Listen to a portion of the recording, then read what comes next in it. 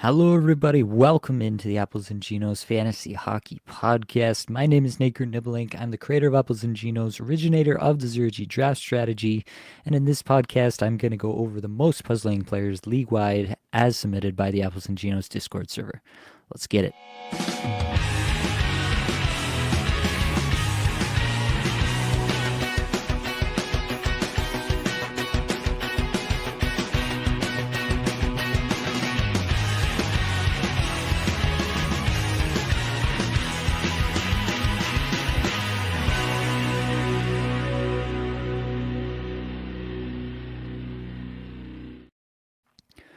Welcome on in, everyone. We've got 4 games going on in the NHL tonight. We've got a Pierre Engvall goal, Tony DeAngelo assist again. Trevor's in here, says let's go. Lost Ones is in here. Hello to you. Matt is in here saying nice things. And Dynasty Dave, hashtag 0G. You know how we do. Love to see it. Drop your comments as we go along. I'll get to them in just a moment, but we're going to dive right into the list off the top. Starting off with Matt Boldy. Once again, I believe Matt Boldy was the number 1 requested player last week as well. Boldy's got 2 goals, 3 assists, 5 points in his last 5 games here, averaging just over 19 minutes a night in the last 5 games. That game against Dallas is about to start shortly here. It's a 3-game point streak for Boldy at this point. Nice little run. 218th in shots per 60, but 66th in individual scoring chances 4 per 60. 290 in Corsi 4 per 60. 316 in on-ice scoring chances 4 per 60. A little bit of a rough look on that front. Just looking back to see, no, they haven't played any truly terrible teams. So, yeah, it's not as great a look from Boldy as you might expect, but Minnesota has been struggling to figure out what to do with their lines. Anytime you lose Joel Eriksson and Kirill Kaprizov, it's going to be a bit of a smorgasbord after that, but it has been difficult for them to find some consistency. That being said, I do like the line of Rossi, Zuccarello, Boldy. It'll be interesting to see if they go with that again here on Monday night. Let's see what we can say about Boldy, though. I have Zuccarello here as well. We can mention his stat line: 2 goals, 3 points in his last 5, closer to 20 minutes average time on ice, 160 shots per 60, 194 individual scoring chances, 4 per 60 in the 200s in the on-ice numbers. I'm pretty convinced that you're going to want to just hang on to either of these players no matter where you've got them.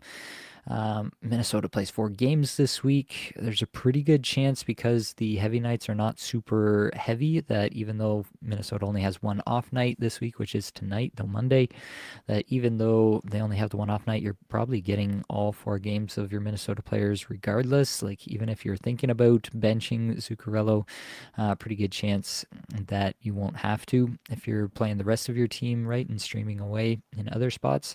And then if you do get through this week, then you've got the week 24, where it's 4 games, 4 off nights, perfect schedule for Minnesota. With that in mind, it would take something pretty drastic for me to move away from. I mean, Boldy is a guy that you probably aren't thinking about moving away from, given the point production the last little bit. Underlying numbers, the on-ice stuff is not great, but still 66th individual scoring chances, 4 per 60. That's obviously not bad. Zuccarello, line 1, power play 1, 20 minutes a night, even on Minnesota. And the way that they've been going, I'll still take that in a lot of places. So I don't think you're moving off of these players unless it's, even in like a 10-team league, it might be hard to, maybe like a deep 10-team league where you, you have a bunch of guys going the same nights on the heavy nights this week. There could be a reason to do that, but it would be tough, especially just given the eye ahead to week 24. I often say you got to win the week you're in. That is true, but if you're tie breaking between Zuccarello and somebody very similar, then I would tie break with regards to that week 24 schedule that's upcoming. Zach Werenski, next up. Blake and I talked about Werenski and basically everything in Columbus in the flagship show that came out today. So you can go back and check that out. Realistically, like the underlying numbers still look incredible for Werenski. I have not really changed anything about my view of him. Sean Monahan is coming back for this Monday night game. We'll see if that boosts the offense in any way. But really, just an unlucky stretch after Columbus had probably been a little bit over lucky, and Werenski in particular had been a little bit over lucky over the last pretty much the entire season to this point, I guess we're saying. So I think it's just kind of a bit of leveling out. That being said, I do still think Werenski is very capable of being a point per game defenseman for the rest of the season. And Ryan McLeod, suddenly 3 goals, 4 assists, 7 points in his last five, 22 minutes a night. Had that 4 point game on the Sunday, probably in some deep leagues anyway. Won some people some matchups with that outburst. 227 shots per 60, 201 individual scoring chances, 4 per 60, 183 Corsi, 4 per 60, 176 in on ice scoring chances, 4 per 60. Now, McLeod in this game, they moved him to a different line. He had been playing up with Tage Thompson, which was obviously a nice look. This game, they go with him on the JJ Peterka line along with Jack Quinn. And honestly, it worked pretty well. So they might go back with that. McLeod's on power play 2. He's not on the top power play unit. Top power play unit right now is kind of what we thought it should be. Zucker, Tuck, Thompson, Peterka, and Dahlin. That's nice to see that finally come into fruition. But McLeod is probably he's done this before actually, where he's had like a big week. He's had a nice season here, largely due to a 22% shooting percentage, 69% IPP, nice, 12.8% on ice shooting percentage. Probably just high marks for a guy of his caliber playing at his spot in the lineup. That being said, he's getting a ridiculous amount of minutes right now, and he might be able to brute force his way to some points this week. You could probably do worse than trying to stay in the Flames with McLeod for at least a few games here, but I would have a very short leash on that. Brock Besser has 5 goals and 6 points in his last 5 games. There's a game currently ongoing, and he did not figure into this first goal, which is the only goal so far. Pius Suter from Marcus Pettersson. 18 and a half minutes average time on ice, 203 shots per 60, 272 individual scoring chances, 4 per 60. The on ice numbers are not better. It's really just a little bit of luck. It looks like the shots are not really there. He's got a 19% shooting percentage on the season. Realistically, 30 goal, 57 point pace for Besser. That's probably the player that he is. The question is, can he be that player even with the injuries that the Canucks are dealing with right now? You have Pettersson out of this game, and you have Höglander out of this game. Can Besser really do much without them? That's the real question here. It's kind of a moot point because with Vancouver's incredible schedule this week, you're almost guaranteed not thinking about moving off of him, especially given the fact that he's got 5 goals in the last 5 games. So I don't think there's much to say here, really. But I guess the only thing that we can say is looking ahead to next week, it's a 3 games, 2 off nights in week 24 for Vancouver. So that might be a situation where, yeah, you're probably riding it out this week with Besser in the vast majority of spots, unless it's a pretty shallow league and you can still stream well. But most other moves for streamer level players are going to feel pretty lateral this week, I think, even with Pettersson and Höglander out of the lineup and Besser having to carry the mail a little bit more. But come next week, Vancouver doesn't play again till Wednesday. Then they don't play again till the Saturday. It's going to be a lot harder to hang on to Besser at that point, especially if they continue to have injury problems there in Vancouver. Wyatt Johnston, goal and an assist for 2 points in his last 5. Gone a little bit quiet here, just over 18 and a half minutes average time on ice. 170th shots per 60, 153 individual scoring chances, 4 per 60, 301. Corsi 4 per 60, 277 on ice scoring chances, 4 per 60. Not exactly what you had hoped to see out of Wyatt Johnston in your playoffs. He is still on the top power play unit. Rantanen, Hintz, Robertson, Johnson, Harley is that unit at the moment. And that's obviously looks on paper like an incredible spot to be in this game against the Flyers here, the last game for the Stars. He played with Jamie Benn and Evgeny Dodonov at even strength, which is not the greatest spot, but feels like he might be kind of the guy who gets kind of left out of the rotation with Rantanen joining Hintz and Robertson on the top line and Granlund, Marchment, Duchesne forming a natural pairing as the quote-unquote third line, second line, whatever you want to call it. Um, yeah, it might be a spot where Johnson just kind of gets a little bit of the short end of the stick in terms of the 5v5 line mates, and that might be enough to hold him down a little bit. But the thing here with Dallas is they've got a great schedule this week, 4 games, 2 off nights, great schedule again next week, 4 games, 2 off nights. I just don't think you're going to find somebody out there to move off of Johnson for, even in a 10-team league with this kind of schedule, with power play one still. I think you're hanging on to Johnson even if this gets worse from here. Dylan Gunther has just 1 goal, 0 assists in his last 5 games here, averaging only a little over 15 minutes a night. That being said, he is 15th in shots per 60, 87th individual scoring chances for per 60, 209 Corsi for per 60, 225 in on ice scoring chances for per 60. He is being similar to Johnson in some respects. He is being left out on the second line here. Might not even be the second line. Realistically, in this last game, at least against Tampa Bay, it was the Cooley, Keller, Schmaltz line getting a ton of minutes, and then the other 3 lines were all getting very similar time on ice, all between 8:25 and 8:05 time on ice. The other 3 lines, so very similar ice time there. And Gunther's playing with Hayton and Carconi, which is, I mean, it's not the worst spot to be in, but it's definitely not nearly as good as earlier in the season when he was playing most of his 5v5 minutes with Logan Cooley and they were doing well together. So he is still on power play one, so that's obviously going to be a good spot for him. He should still do better than, this 1 point in 5 game space here, but it is probably a spot where he might have a little bit of a muted finish to the season. This week, Utah goes 4 games, 3 off nights. Definitely no chance you're moving away from Gunther this week. Next week, though, is 3 games, 0 off nights. And depending how this week goes, we could revisit the Gunther question next week. If he cools off and the underlying metrics cool off as well, we could revisit it. I don't think you're going to be moving off Gunther personally, even in that 3 games, 0 off night week. But crazier things have happened. Let's revisit it a week from now. All right, the comments have been popping off. I got to get back in here and show some love. Trevor, playoffs live in fantasy here. Need some more gold like always. We will try to do that. Matt, taking an early peek at Werenski's numbers on your sheet. Geez, the guy is absolutely snake bitten. Absolutely. Trevor saying all Columbus has been cold for sure. Steve says, our league's quarterfinals just started, got a first round bye, preemptively dropped Fantilli, and after some deliberation chose Rossi over Hartman. Did I choose wisely or no? I would choose Rossi over Hartman for myself personally. There might be, maybe in like a Bangers Cats or something, there could be an argument to take Hartman to try to get a little bit more of that edge. That being said, Hartman hasn't exactly been a big time hitter this year.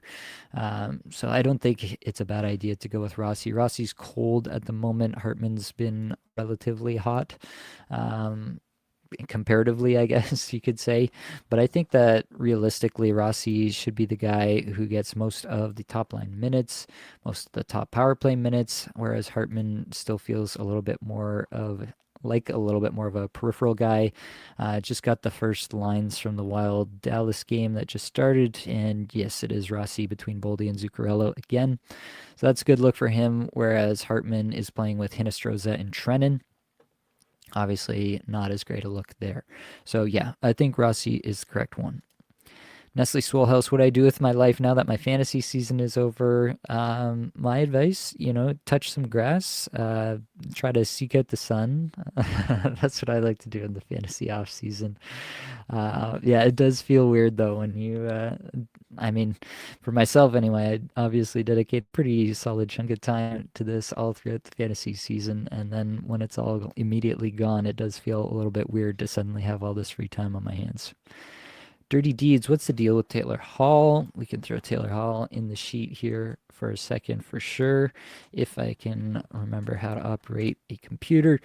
5 goals, 7 points in his last 5, obviously coming off the hat trick here on Sunday. 15.5 minutes average time on ice, 56 shots per 60, 49th individual scoring chances 4 per 60, 12th Corsi 4 per 60, 13th in on ice scoring chances 4 per 60. Really good numbers under the hood for Taylor Hall over the last little bit here. In the last game, he was playing at even strength with Roslovic and Kakanyemi, but he was on the top power play unit with Aho, Jarvis, Jackson Blake, and Shingas to spare. This one is probably still a little dependent on Andrei Svechnikov. When Svechnikov comes back, pretty good chance that he can get back on a top power play unit over Hall or over Jackson Blake. So maybe one or two outs there for Hall to remain on top power play even when Svechnikov comes back. It's hard to really get excited about Taylor Hall, especially when he's playing with Roslovic and Kakanyemi at even strength here. Carolina goes 3 games, 2 off nights this week and 3 games, 2 off nights next week. So there is some relative opportunity. It's not a bad schedule per se. You're probably getting some games out of Taylor Hall in any time that you're playing him in the next little bit here. Canes are Wednesday, Friday off nights. Next week, this week, Carolina is... Did I look at the same sheet twice? I think I looked at the same sheet twice. There we go. Reverse back to this week. Where's Carolina at? They go Tuesday, Friday, Sunday this week against some pretty lackluster opponents. They go Nashville, Montreal, and the New York Islanders this week. So definitely some teams that you might be able to score on if you're Taylor Hall. I think if you've got Taylor Hall, you're probably trying to keep him on the team for this week at least, but definitely not a guy that you suddenly think is locked into your lineup for the rest of the year just because he had this one hat trick.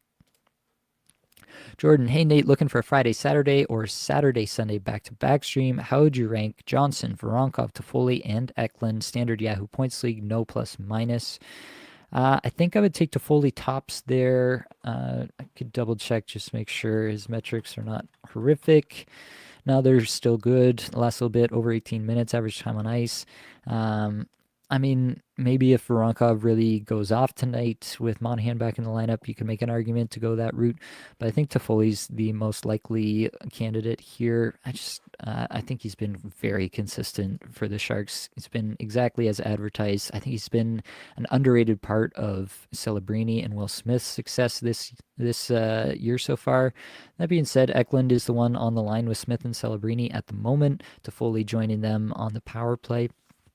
So yeah, you could also look at William Eklund just because of the 5v5 deployment ongoing right now and the fact that he's got 4 points his last 5 versus Toffoli only has 2. But the underlying numbers for Eklund on an individual basis are not as good as Toffoli. I'm still leaning Toffoli there personally. Armin's in here. Sup, boss? Good to see you. Justin, hey, sorry if this has already been asked, but is EP a drop with the news? I'm currently sitting in quarterfinals. I just know someone on a bye week is going to pick him up. If you can't place him in some sort of IR plus spot, then I think it's definitely on the table to drop him. Yeah, any chance they move him to the IR? There is a chance. There's always a chance. It depends if he's going to be out longer or not. I would try to wait. I mean, at this point, you've gone through this game here tonight, so you get into Tuesday here and you see if there's any updated news tomorrow at this point, having already gotten through tonight. So yeah, get the most information possible. I think that it's not unreasonable to drop him, but yeah, pretty good chance that he does get picked up for the back end of the week if you do drop him.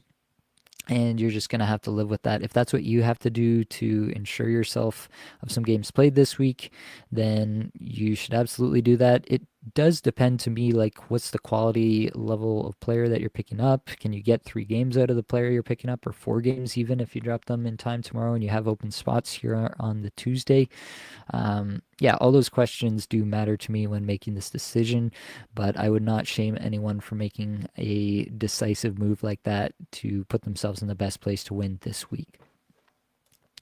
Michael says, Morgan Riley worth leaving on my roster this week. Toronto has 4 games. My other D-men are Werenski, Dobson, Sergachev, and Quinn. Thinking I might swap him out since he's been terrible lately. Yeah, I mean, without knowing who you could swap out for, I do think that it's reasonable to move away from him. He has been pretty terrible for most of the season now, and it seemed like there's a little bit of a resurgence, but it's dropped back off in the last little bit, and I'm fine to move on. Armin asks, drop Samoskevich or Bolduc for Matt Roy, Pia Suter, Voronkov, or D'Angelo. So definitely not Voronkov now that you've already missed the Monday here. D'Angelo, you've missed this Monday, so it'd be a later week stream there, but you probably get 3 games. Suter, you would get the back end of the week. 3 games of Suter versus 2 games of Samoskevich is a real question. I'm going to assume that Bolduc is actually making your lineup in all of St. Louis's games, based on the way that you're asking this question. I don't really know that any of these guys are major upgrades in that regard. So, yeah, probably not, given what you're showing me here. Michael asks, is Carter Verhaeghe worth the drop? Florida has 2 games this week, been terrible lately, but Florida has 4 games next week. Yeah, so I think that I think that's a reasonable drop if you can get 4 games of a pretty strong player, or even potentially get a couple games of a player and then try to add Verhaeghe back for Friday. Yeah, Florida has a great schedule rather next week, but you have to get through this week to get there. Yeah, I said it on the last show, but I would be okay with dropping Carter Verhaeghe. He's playing very well under the hood. It's not an issue with how he's playing in my eyes. It's really just a schedule play. If you can do something better with that roster spot, at least until Friday, then I'd absolutely think about dropping him. Chichi Mini, who do we think will benefit the most with the Velarde injury? I did see some lines. Let me pull those up for a minute. It was I follow who went to the top line with Connor and Shifley. I don't think we got power play. Oh yeah, we did get power play units. It was Iafallo that took that spot on the top power play. So Iafallo is the one who's getting the deployment. I still don't really like Iafallo. It seems like he rarely does anything, even when he gets these looks. But yeah, they did some weird stuff here. Like they broke up Ehlers and Perfetti. They're splitting them across lines now as well. So there's not like a really clear winner other than Iafallo's getting deployment now. If it was, I would honestly be more excited about Mason Appleton if he was getting that look. Obviously Cole Perfetti, if he was getting that look, I could get excited about. But it does seem that Iafallo's getting it. I mean, yeah, you could look at Iafallo in a deeper league, but I refuse to get excited about it. Last ones, I'm streaming Palmieri for the first 2 games this week and then swapping out for a 3-gamer like Byfield. Is Kyle worth a full week hold, though?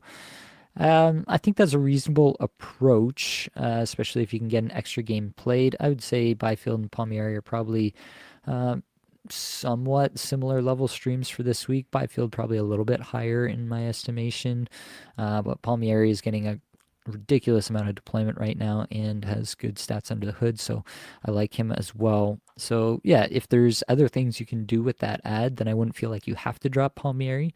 But yeah, you could also make that move, get an extra game played with Byfield, and I think that would be fine as well. Steezy, Nate, I gotta see Zach Bolduc's profile if you can, please. Line 1, power play 1, just not getting the minutes. Thanks.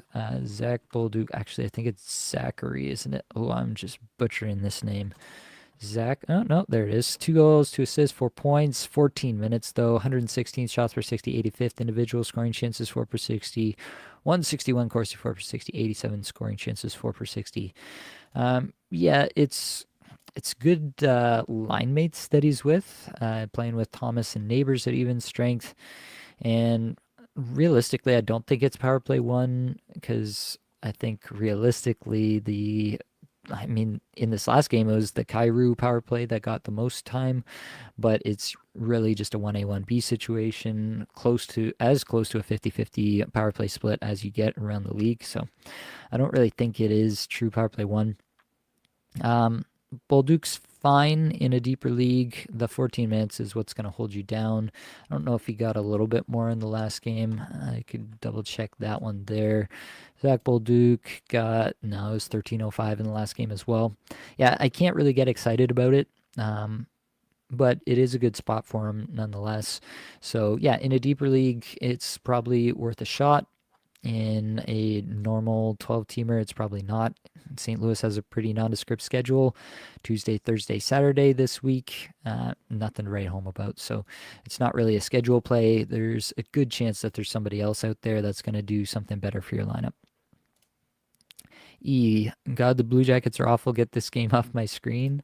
What do we got here? I haven't checked the score in a little bit. Islanders have 2 goals at the end of the first year. Palmieri has a goal. There you have it from Bo Horvat. And the Engvall goal that I mentioned earlier. Yeah, it's been rough for sure. I don't know. Obviously, I didn't see the goals, so it's hard for me to say exactly what I'd see there. I'm trying to see who was on the ice for these goals. Monahan was on for one of them.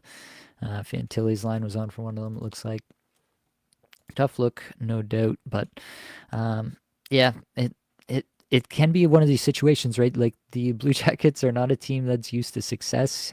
Dean Evison as a coach is, but the Blue Jackets, the team, definitely are not. And so it's it's a rough spot when things start to fall apart and you start to maybe disbelieve in yourself a little bit. You don't have that resiliency that you've learned over years of being a competitive and playoff worthy team. I do think there is something to that. So that is a tough look at the moment. I do think they will bounce back. Whether or not that happens sooner rather than later is up for debate. Mr. C agreed 100%. Read to Foley. Good call, Nate. Well, thank you for that. Jordan, how does Zegras look under the hood? We can take a look at Mr. Trevor Zegras. 2 goals, 2 assists, 4 points in his last 18 minutes a night, 300 shots for 60, not great there. 191 individual scoring chances, 4 per 60 is not bad. 98th Corsi, 4 per 60, 39th in on ice scoring chances, 4 per 60. Got better and better as we read across there. I don't mind Zegras as a stream for this week. You get the 3 off nights at the end of the week. He's on the top power play. They are running a true top power play with Zegras, Terry, McTavish, Carlson, Lacombe. At even strength, Zegras is playing with McTavish as well, who's been playing well himself. So I don't mind the Zegras stream for this week. It is a bit, I guess, hit or miss, right? It's a bit of a Russian roulette situation going for a Trevor Zegras stream. E. Points League, who to pick up and hold rest of the week. Taylor Hall for 3 games, Byram for 4 games, Kuzmenko for 4 games, or Grieg for 4 games. In that situation, I guess I can throw Kuzmenko in here, and I can throw Ridley Grieg in here as well, just to get a quick look at it. My intuition is Hall. And yeah, I think I would go that route. I just don't have a lot of confidence in Grieg's continued deployment. In the last game, he was playing with Giroux and Pinto. I didn't see any other lines, so I think that's the latest that we have. Oh no, there are new lines. Pinto. Oh yeah, same lines though. So yeah, Pinto and Giroux at even strength. It's not a bad place to be, but obviously he's going to be on the second power play unit there. He's not going to be on the first. 18 and a half minutes time on ice is kind of nice, but I think I'd take Taylor Hall's minutes. And like I said, Carolina doesn't have exactly a murderer's row of opponents this week, so might be a good spot for Taylor Hall for a few more days. Justin, to follow up on my question, I'm debating on replacing Elias Pettersson, sorry, with Peterka or Huberto. Like realistically, rest of season, I don't see Pettersson as that different from Huberto or Peterka. So in that case, I don't feel that bad about making the move, especially if he can get the same amount of games played for the rest of the week. Still might wait to get that news tomorrow on Tuesday to see if he might be back, and maybe you decide to just save that ad if he's going to be back on Wednesday. But if it's looking like he's not, then yeah, you might want to go ahead and make that move. If you can get, yeah, it depends obviously how much of Buffalo's games you can get in for this week as well. If you can get all 4 games this week, then that'd be a no-brainer for me. Get Peterka in for all 4 games, and that would make a lot of sense. Michael, thinking about dropping Riley for Ben, Granlund, or Marchment, worth grabbing a Dallas player this week? Well, you've already missed the first game of the week here, which is probably one of the biggest reasons to grab one of them. If you are going to go ahead and do it, I think I would go Granlund and then Marchment and then Ben would be the order I would go. Last ones, I could keep Palmieri and drop Vetrano after the Wednesday off night. That could be one look as well. This is going back to the Palmieri versus Byfield, right? Yeah, that's also a valid option. Vetrano's been very cold as of late. I don't think his underlying metrics have ticked up much in the last little bit either. 71st shots per 60, but just over 60 minutes average time on ice. That's gone down a bit. It's not a great look for Vetrano. Yeah, it is not a spot where I'm like excited about what we're getting out of Vetrano right now, and he's not on that top power play anymore. I think that might be a look if you're getting the same amount of games. If you're getting, yeah, if you get the one game from Vetrano and then still get 3 games of Byfield after that, I think that might be the look. Appreciate the deep dive on Bolduc. Thank you, sir. No problem. Michael, do we have the conversation that McKinnon should be the number 1 pick over McDavid in fantasy for next year? Probably depends on your league settings. If you have big weights for shots, then it's definitely much more of a conversation. But yeah, I think it's a 1A, 1B situation at this point. I mean, in Cacupful Tier 1, McKinnon went for more dollars, more auction budget than McDavid did this year already. So it's definitely among high-end fantasy players, it's already been a conversation this year. Stonks, hey Nate, should I go with the legend Tony Altright, D'Angelo, or Simon Whoville Holmstrom? That's a good question and an amusing proposition at that. So in this game, Holmstrom is still playing with Palmieri and Horvat, which is obviously a pretty good look. I don't mind that. Yeah, I think I would go Holmstrom in that case. It is very close for me. I don't feel too strongly about it in either direction, but I think I might go Holmstrom in that look. Ricky, could you look at Will Cooley's stats, wondering if I should swap him for Jared McCann or Lafreniere? We can absolutely look at Will Cooley versus Jared McCann. And, oop, that's not how you spell McCann. There we go. And Alexis Lafreniere, because he has the accent in his name, I have to always do this. I have to Google it and copy it and then paste it, and there we go. All right, we've got it. Will Cooley, 16 minutes. Jared McCann, 16 and a half. Lafreniere, 15 and a half. Cooley's got 3 points in the last 5. McCann has 3 points in the last 5. Lafreniere has 4. In the last game, the Rangers went with, oh yeah, they messed up the lines a little bit here, and I'm not sure which one they ended up on. Lafreniere did get a look on that Panarin Trocheck line, but he also spent a bunch of time with Miller and Brodzinski. Obviously not on the power play. Cooley was playing with Kreider and Zibanejad for most of the night. Underlying numbers, lean McCann here, just with the shots. The underlying numbers are not good for any of these players, but leaning McCann. If it's a Bangers Cats, then Will Cooley obviously throws hits with the best of them, and so that would be a reason to go Will Cooley. But in a more standard point setup, I think I would hold on to McCann in that scenario between Cooley and Lafreniere. I don't think there's enough here to say that Cooley is definitively better than Lafreniere, and so I just hold Lafreniere if that's who you've got already. Michael Rowland, how do you feel about the Leafs' chances in the playoffs this year? I feel the same way about the Leafs this year as I feel about the Leafs every year. I feel like they are almost positive, almost assuredly, I should say, going to disappoint me. All right, let's get back into the list. Keep the comments coming if you want me to look at a specific player or answer a specific question. Mackie Simiskevich, 1 goal, 1 assist, 2 points in his last 5, over 18.5 minutes average time on ice, 150th shots per 60, 152 individual scoring chances, 4 per 60, 10th in on-ice Corsi, 4 per 60, and 67th in on-ice scoring chances, 4 per 60. Simiskevich still on the top power play unit, playing with Sam Bennett and Jesper Boqvist at even strength in the last game. It's still a good spot for Samiskevich.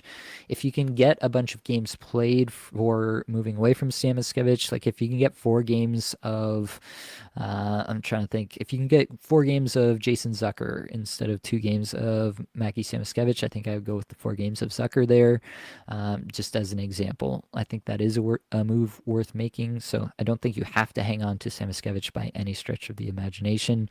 That being said, he's still in a great spot, and if he gets dropped dropped in some places, then I would be looking at adding him, especially because Florida's schedule does get much better when you go into the following week. In the following week, they play 4 games, 2 off nights, Tuesday, Wednesday, and Saturday, Sunday back to back. So kind of a interesting schedule for Florida next week. And so that's another reason to be pretty interested in picking up Florida players if they get dropped for the Friday, Sunday end of the week into the following week.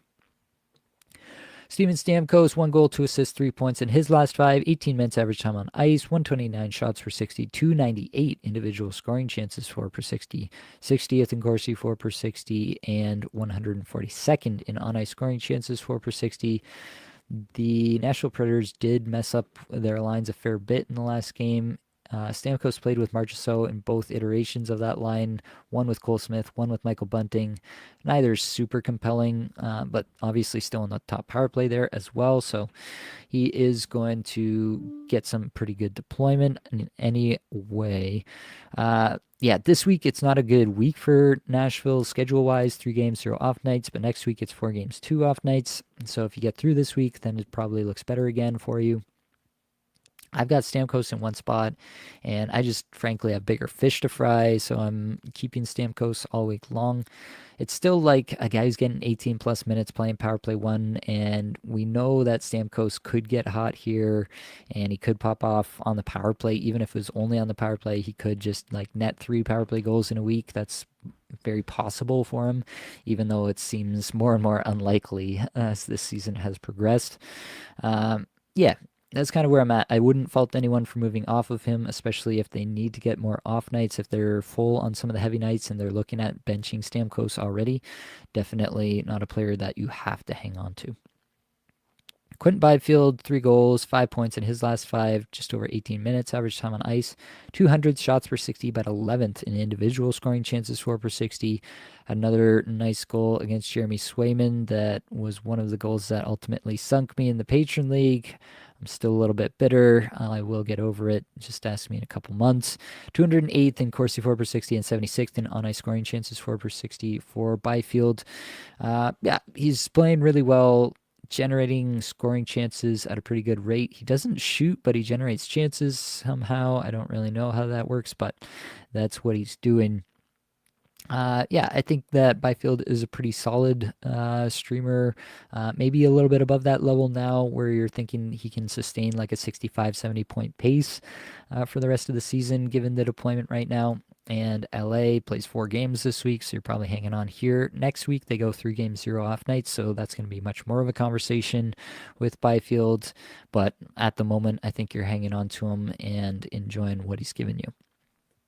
Boone Jenner, 1 goal in his last 5 games, 18.5 minutes average time on ice, 39th in shots per 60, 32nd individual scoring chances for per 60, 48th Corsi for per 60, 205th in on ice scoring chances for per 60. They haven't had a power play yet, it doesn't look like, but it sounded like from the practice lines that Boone Jenner was going to be on the top power play, along with Fantilli on the second line. Overall, those should be boosts for Jenner, so I am actually relatively interested in Jenner going into the rest of the season. Problem is that they're playing in this game here on Monday, and then they don't play again until Friday. So that makes it a little bit tough to work in a Boone Jenner stream on the week. Realistically, you could look at a Friday, Saturday back-to-back, try to get him in there if you have some open space on the Saturday. Next week, Columbus does play 4 games. 4 games, only 1 off night on the Sunday. So it's not the greatest spot, but it is a decent schedule in terms of just sheer volume for Boone Jenner once we hit Friday of this week. So, yeah, I like Jenner. I like the spot that he's in now. I think that Columbus should turn this thing around, and I think Jenner can be a part of that. Case closed. Tage Thompson, just 2 assists, no goals in his last 5 games here.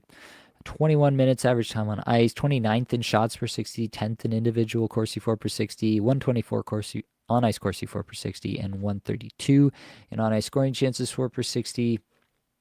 Yeah, Tage is still kind of being Tage. I don't really see major differences in his underlying numbers here. Actually, getting some pretty big minutes, which might be a sign that he's actually feeling a little bit better. Earlier in the season, they were moving him away from center, having other people take faceoffs and stuff like that because of some underlying issues dealing with. Maybe that's a little bit behind him now, and they're kind of leaning on him to close out the season because he's one of the few players still going there in Buffalo. It's a good schedule for Buffalo the rest of the way here. 4 games, one off night this week. So it's a good look this week with Tage. Yeah, the goals aren't coming, but there's no chance in my mind that you're finding something better than Tage Thompson on any waiver wire, even if in like an 8-team league. No, you're hanging on to Tage Thompson. Ryan Nugent-Hopkins, 4 goals, 9 points in his last 5 games, just over 18.5 average time on ice. 63rd shots per 60, 59th individual scoring chances 4 per 60, 103 Corsi 4 per 60, 129 in on ice scoring chances 4 per 60. Blake and I talked about RNH on the flagship pod, so go back and check that out. We've gotten word as of today that Draisaitl and McDavid will not play any of the games this week for Edmonton, and so RNH is going to have to be that guy all week. I don't honestly know if that's a good thing or a bad thing because it seemed like he really took it upon himself to go to a new level when Draisaitl and McDavid went down. Obviously, had the hat trick in 23 minutes against Seattle. He has 4 shots, 3 shots, 5 shots in the last 3 games, just doing stuff in the last little bit. So maybe it is a good thing for Ryan Nugent-Hopkins to have these guys out of the lineup. And I mean, at the moment, with how hot he's been, you're just going to enjoy what he's given you. Elias Pettersson and Gabriel Velarde, 2 injury notes here. So Pettersson, I haven't really seen any true updates. Maybe I missed something. Somebody can drop something in the comments if I've missed something. And we've already got a better update on Elias Pettersson, but it sounds like just kind of your standard day-to-day. I'm not sure what's going on. Now I'm actually seeing a tweet. It sounds like they might not be going on the road trip, him and Hoglander. Is that right? I hadn't seen that one before. I do most of my prep for this earlier in the day, and then I don't get back down here until right after I put kids to bed, so sometimes I miss some of these tweets. Yeah, it sounds like he was sent back to Vancouver, and so he's probably out for the whole week. Yeah, in that case, stash him on IR Plus, obviously, if you can. Pretty good chance he even gets moved to IR then if it's going to be this whole week. That would be a pretty solid reason to actually move him to IRs and free up some space.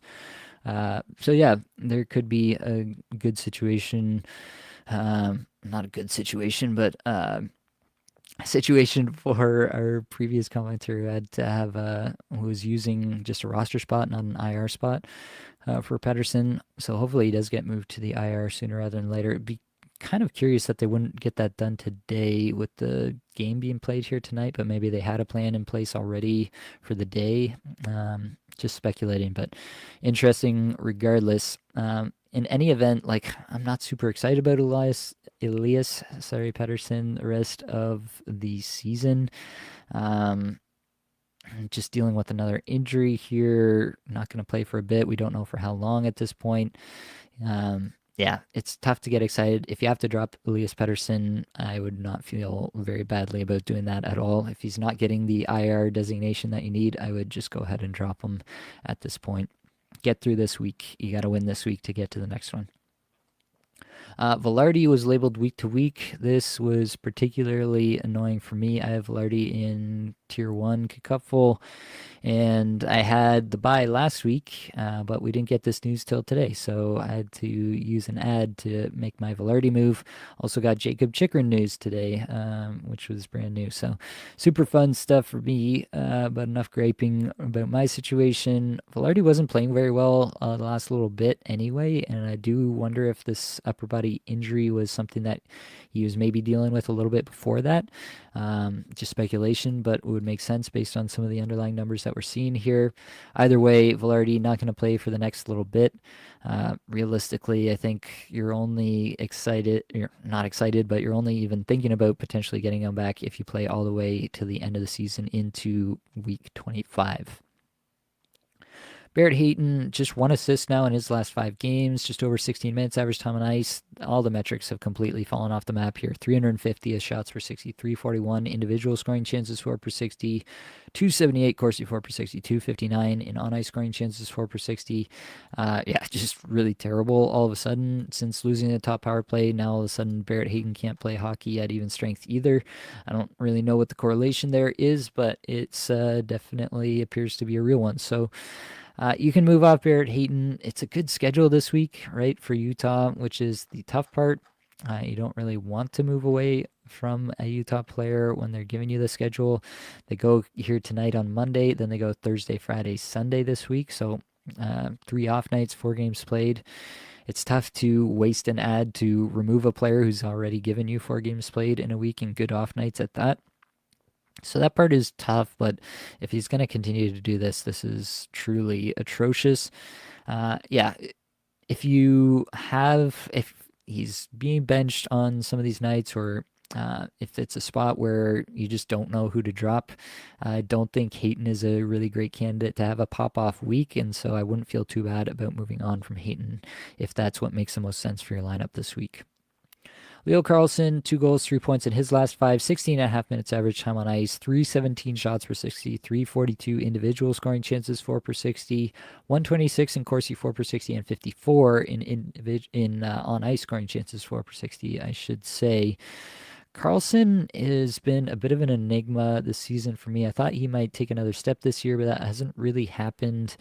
On the season, he's played 63 games, and his point pace is just 43 points, 21 goal, 43 point pace on the season. Has still basically refused to shoot the puck, playing with Cutter Gauthier and Alex Killorn in the last game. Is on the top power play at the moment, which is obviously a good spot for him. But yeah, it just might take another year with Carlson, or another 2, maybe. It's hard to remember sometimes how young some of these players are.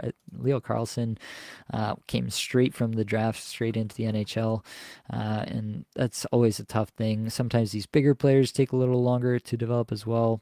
He just turned 20 a couple months ago here.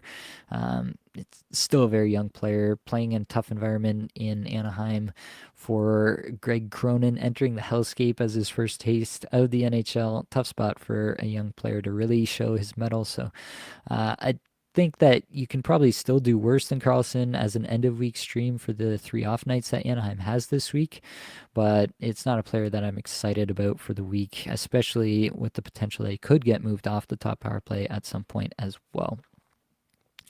All right, that is the list. I'll get back into the comments and we can close it out from there. Michael, do you think Yossi comes back next week, or is he done for the season? Everything I'm seeing from the team suggests to me that he's done for the season. There's nothing official, but that's what I'm seeing. Benji, Veg over Saros rest of playoffs. Category League, Nashville is brutal. Yeah, I would go Vejmelka over Saros rest of season for sure. Agent Orange just won my chip, $340. Thanks to you and Blake for all the great info. You guys don't know how much fantasy managers appreciate what you guys do. Cheers. I appreciate that. Love to hear a success story. Yeah, join the Discord and drop your success stories if you got them. And as they happen for you, we love to hear it. Love being a little piece of everybody's fantasy success this year, and love hearing that we helped in some way. Dirty Deeds, Blackwood, Bennington, Demko, Vejmelka. Which 2 would you keep for this week? Okay, let's dig in. So starting with Blackwood, Colorado, 3 games against Detroit, LA, and St. Louis this week. Bennington has 3 games against Montreal, Nashville, and Colorado.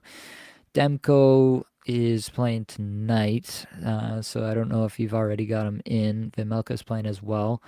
So yeah, maybe you could keep that going. You just get the 2 starts here tonight and then move on to the other 2 guys. That might work as well. Vejmelka playing tonight and then has Tampa, Florida, Chicago to end the week. We'll probably get 2 of those starts, one of the Florida teams and then Chicago most likely. Demko, anybody's guess really what he gets after this game here tonight. Probably gets one of Columbus or Winnipeg on the back end of the week. Feels pretty unlikely that he gets 3 starts this week though. Okay. Nothing's really screaming out to me that I you gotta have it this week. I think I would keep Vimelka and Blackwood myself, but I could be convinced on Bennington over Vimelka. That's my story, and I'm sticking to it. Michael, would you drop Kachekov for Saros? No, no, I don't think I would. Lost ones, of course. Fantilli scores. LOL. Now I want to hold him. Did he score? I haven't been checking the scoring here. Fantilli from Fabro and Merzlikins. All right. Merzlikins getting in on it. Love to see that. I kind of need Merzlikins in one spot, so I'm hoping that Columbus can come back in this thing. Trevor, roll the dice on a Mrazek start tonight. Worthy gamble or bail ASAP? You made the ad, so you may as well let it ride. It is a risky one for sure, but yeah, we'll see how it goes. I mean, if you get Mrazek now, like there's a pretty good chance that he will get at least 2 starts. I feel very confident about that, and a decent chance that he even gets 3. So yeah, at this point, you're pot committed. You got to ride it out. Jordan, how's your team doing in the Creators League? So I won my first round matchup. I'm into the second round here. I'm playing the top seed team that had the bye. I lost my last 2 weeks in horrific fashion. I had the most points for in the Creators League again this year, but yeah, I ended up in 4th place. Yeah, combination of bad luck and stupid mistakes, I guess, throughout the season to end up with, what did I end up with? Like a 12-9 record, I want to say. Where's the standings? 12-9 record on the season. So yeah, it was a tight league in that regard. So ended up finishing in 4th. Won my first week matchup pretty handily, but yeah, now I'm up against the first place team, really strong team there, and they have obviously had the opportunity of the bye to get set up for me this week. So I'll be in tough this week for sure, but hopefully we can defend last year's title in that league. Michael, hey Nate, probably cutting bait on Fantilli tomorrow. Vetrano, Terry, DeBrusque, Giroux, Toffoli out there. Also Marchenko, Huberto, Stamkos on waivers, but only clear on Wednesday. Cats are goals, assists, shots on goal, hits, and power play points. Okay. I mean, I like Toffoli and Terry the most here. Terry's been shooting the lights out the last little bit. I want to throw him in here for a second. Yeah, 10th in shots per 60 over the last 5 games. 19.5 minutes average time on ice. That's nice to see. So that plays in your format, getting on true top power play time as well. So decent chance for power play points, which is what you got there. Obviously, he's not going to hit anybody, so there's that. Yeah, it's between Terry and Toffoli. If you're getting all 3 games of Toffoli, would I still go Terry? I think I would go Terry. He's hot at the moment, getting big minutes, top power play. I think I would still go Terry at the moment. Michael asked how I was doing in the Creators League as well. What players did you in last week? So the one player that really did me in was in the Patron League, where my auto picked Jeremy Swayman. I only needed him to have, I think it was 17 saves, and he ended up with 16. And that was the difference in my matchup. Yeah, just brutal. I don't know how I could have possibly anticipated that run out, but that's what happened. So that's the end of my season. I finished 3rd in the regular season in the Patron League, but bowing out early in that one due to my auto pick of Jeremy Swayman coming back to bite me one final time in the playoffs. It's poetic, really. So yeah. I can laugh about it now, but Blake can attest. Last night I was not a happy camper. Matt, apologies if this was already asked, but is there a Nate/Blake playoff matchup happening in any leagues? We are playing each other in the consolation of the experts. We both lost in the experts league. So we're playing each other in the 5th place, like consolation game there. So I don't know if that really qualifies. It's not for any of the marbles. I guess like there is. We still have the draft position for next year because this is a keeper league. Draft position for next year, you can get 1 spot better if you win this week. So there is that on the line still, I guess, but definitely no money on the line and none of that still in play. So I don't think either of us are too psyched up about this one. Matt, Timo goal, that's good for me. I like that, especially in Couple. I've got Timo Meyer there. It'd be really nice to just have a nice solid closeout from Timo to finish strong for me in the in Couple, particularly where I spent some money on him. So that would be nice. Michael says cheers. Jordan says thanks for all your help, Nate. No problem. Appreciate everybody stopping by. Looks like we got to the last comment here. Michael says, can you do Mika? Is he worth holding? Ranger playoff schedule, not so great. Yeah, I talked about Mika Zibanejad with Blake on the flagship show yesterday. Just one assist in his last 20 minutes a night, but the underlying metrics are pretty bad. I'm fully aboard dropping Mika Zibanejad if you're in a spot where you have to drop somebody or you want to drop somebody for Tuesday tomorrow because you're going to be benching someone anyway. I think Mika can be that player, and I wouldn't feel too bad about it. The Rangers' playoff schedule is about as bad as it gets from here on out. 3 games, 1 off night this week, 2 games, 1 off night next week. If you make it to week 25, then they do have 6 games and 4 off nights then, but you got to make it there. So, yeah, I'm fully aboard with a Mika drop. All right. I think we've made it to the end of the list. I think that's going to be all that I've got for this episode. So hopefully it brought you some value. I hope you get a little bit better at fantasy hockey today. All the advanced stats you heard today came from Natural Stat Trick, terrific free resource. Many thanks to the band there for supplying music for the podcast. Be sure to check out their Spotify as well. That's it, folks. Much love.